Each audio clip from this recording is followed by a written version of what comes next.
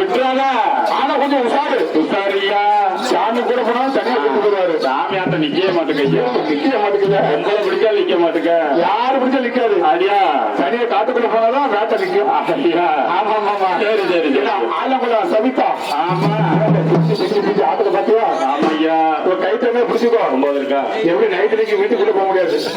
வெளியே தென்னத்துல படுக்கணும். ஆமா ஆமா. அப்படி இருக்கப்பட்ட வேலையில சேத்துராயன் புதர் ஊருக்குள்ள கள்ளக்கடி மட்டும் தாண்டங்க. ஆமாடா